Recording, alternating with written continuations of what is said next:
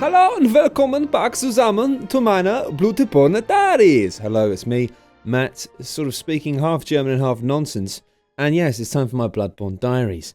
What am I going to do this week? Well, as it so happens, I've been receiving some very interesting information from a man on the internet. Yeah, I know, don't talk to strangers. But this man has told me to do things with someone else's tonsils.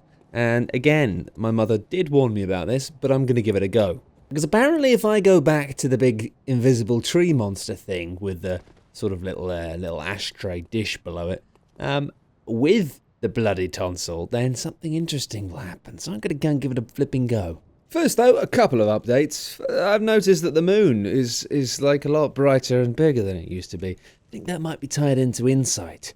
But gosh, it's bright. And secondly, I've checked out the little bloody cathedral, you know, where all the people are going, blood, sweat, blood, blood, etc. And now they're not doing that. They're just sort of whimpering. And when you go knock on the door, they just make horrible noises.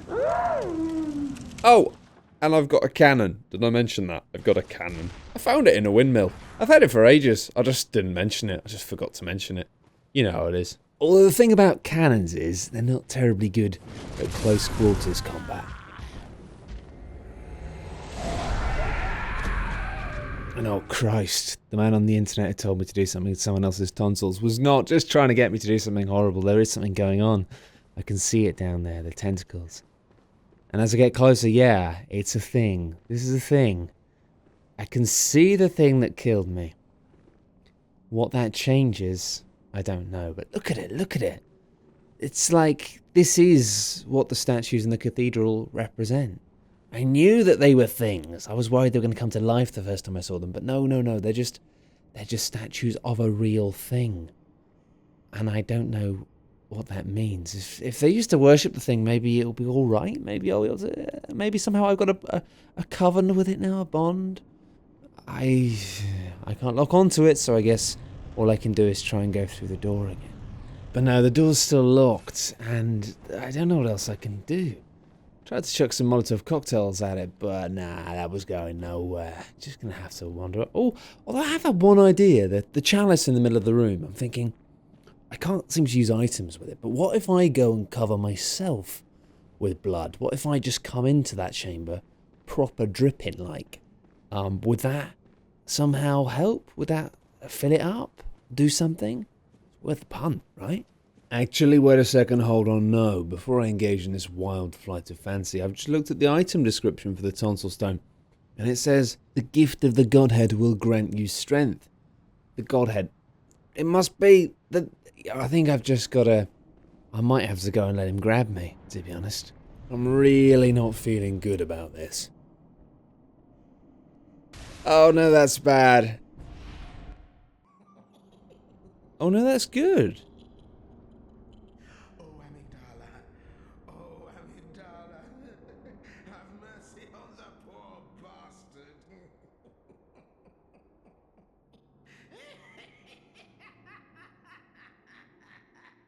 Oh no, that's bad. Yeah, this is probably bad. Now I've been kidnapped again. I don't like being kidnapped. It's not on my top 5, even top 10.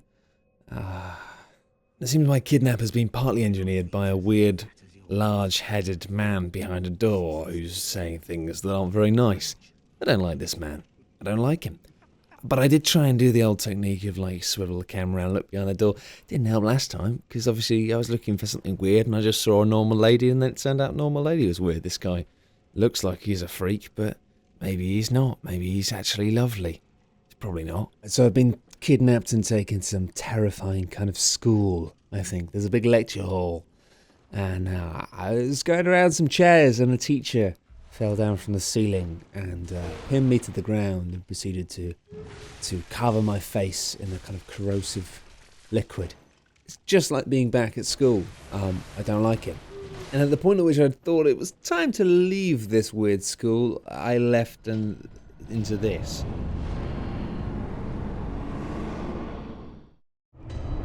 Oh, Nightmare Frontier. Okay. This seems to be the point at which the game is kind of just going off the rocker. Not sure if that's good or bad, but it's certainly going a bit loop-a-loops. And this seemed to be the first place in the game where it seems like PvP happens without you wanting it to, a bit of invasion. I'm down with that though, I've had a good run so far, and frankly the person who invaded me this time was a piece of piss. But I get the feeling that I'm not going to like this area very much. Time will tell. Day 13 of my Bloodborne Diaries. Day 13! Unlucky for some, but not for me. I'm not even wearing any trousers. I mean, how's that for luck? You make your own luck though, so if you want to feel as good as I do, then just take your trousers off. Anyway, Nightmare Frontier I've been thinking about, and it kind of feels to me pretty endgame. It's kind of got endgame written all over it. The whole wibbly door thing, the weird school, with the kind of like plasticine teachers that fall on you from the ceiling. Yeah, I don't know. I feel like I'm not supposed to be here yet, and I also feel like I'm sort of in the habit of always being ahead of myself by one place. So I'm going to go and explore some other avenues, because I still feel like there's a few things I haven't played around with yet. And what we're talking about, people who aren't wearing trousers, look at this, it's a woman in a dress, not trousers. It's a different type of clothing. I don't remember. I remember she was behind a door. I was pretty sure I sent her to Ievska's clinic though, and I thought she was dead, but maybe I didn't. Anyway, she's here, and she kind of freaked me out because she looks like a human and a lady. You don't see them very often these days, or if you do, they turn out to be like the last human lady I met, and you have to murder them. But she's a prostitute who gave me a vial of her blood. Oh, it's just like being at Blackpool again. But I didn't come here to see a lady who wasn't wearing trousers. I came here to come back to something I've forgotten about. There's a door halfway down that kind of rickety selection of pieces of loose wood, which had a werewolf that threw fireballs at the bottom of it. There was a door, and I never went to that door. And it's a big door, not a little door. If it's a little door, I'd be like, well, whatever, it's probably nothing there. But it's quite a big door. And behind big doors lie reasonable secrets, as the saying goes. So let's try and go down there. But of course, I'm just going to die repeatedly, as is my way. And oh god, I died so many times here. So many times. I'm not going to tell you how many times I died, but it probably rhymes with rhymes with the word 11, I guess. It's embarrassing, but eventually I did find a way down, and so lucky with the sliver of health. Look at that! Tiny sliver. Any more than that and I would have just been a dead donkey, but I lucked it out and I got down there. And sure enough, you open the big doors and ho-ho! Yeah, come on, look at this staircase. This is some beautiful stuff. This is definitely ringing true with my classic phrase, big doors, reasonable secrets. Yeah, there's something down here. Oh, chills. Honestly, major chills here. Abandoned workshop. But we know what this is, right? I mean, one glance at this, I can already see, like, I know what this is. I mean, I don't know what this is. Alright, this is giving me goosebumps in a good way. This is exciting. Alright, so this is really freaking me out. We've got this place, the old abandoned workshop it is the hunter's dream, but it's not the hunter's dream. You know, I turned around and looked, and Hunter's Dream got these big pillars in the distance. Here we just got like all the buildings. It's a different place, but it's not. It's somehow a contained facsimile of this place, which isn't real. And then the place where I usually have the chalice where I can buy stuff, there's just a simple chest. And honestly, when I opened it up and found it was just full of dolls' clothing, I kind of felt something in my chest drop about a foot, and I don't know why, but just finding dolls' clothing has substantially frightened me here.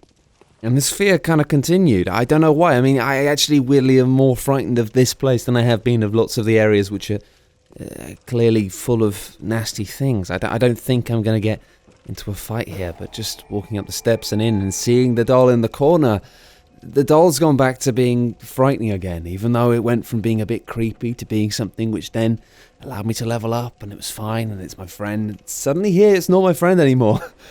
I don't know what the doll is, but it's scary, and seeing these little bubbling pools of blood sitting around the body of the body? It's not a body, it's not alive, or is it?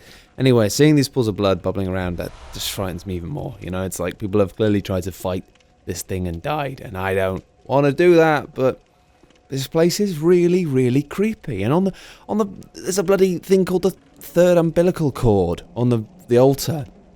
And yeah, this is the point where Bloodborne, I can see kind of where it's going off here with the off-kilter stuff, you know, the Nightmare Frontier and all these things. Because I read the description for this, right? And look at this description. It talks about this sort of, this beckoning the hunters to the hunter's dream, and the third umbilical cord being the result, the umbilical cord being a result of childless great ones, and that consuming this item will give you eyes on the inside. I mean, this is fucking terrifying stuff.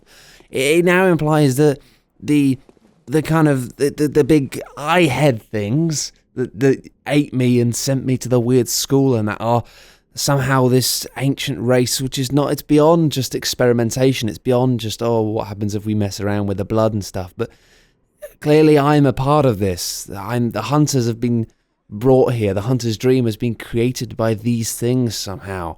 And all of the werewolf stuff, that's kind of nothing. It's kind of like, I don't know what that is. That's like a side effect of a wider, terrifying thing. And this is gone full fucking Cthulhu here. And all of the werewolf stuff, red herring. It's sort of like, it's not the thing. The thing is these things.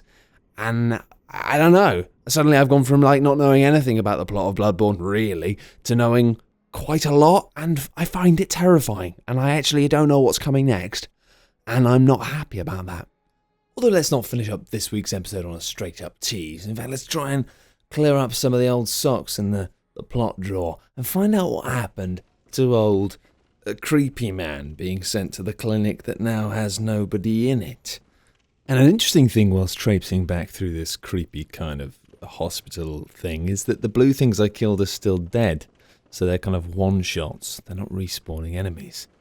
And I found a new blue thing, which I killed easily. Obviously, I'm super, super cool and all that. And yeah, picked up a beast thing. Beast. So that was that guy. I did have a little check around, just check the other back room, check it wasn't there. But so somehow the man came here and turned himself into a blue thing, which doesn't really make any sense. Come on, From Software, sort it out. But at least I know now, I have added to this, I know now that each of the blue things in this area was a person. So, yeah, I can't remember who it was who was sent here, but they're dead now, because I killed them, because they were a blue thing. Anyway, thank you very much for watching, and next week we'll continue with the mystery of the Bloodborne. Bye! If you've enjoyed this video and you'd like more people to naturally stumble across it on the internet, then clicking the like and subscribe button magically makes that happen. Also, if you really, really like my stuff, then you might consider funding my work on Patreon, because otherwise it wouldn't happen. Thanks very much. Bye!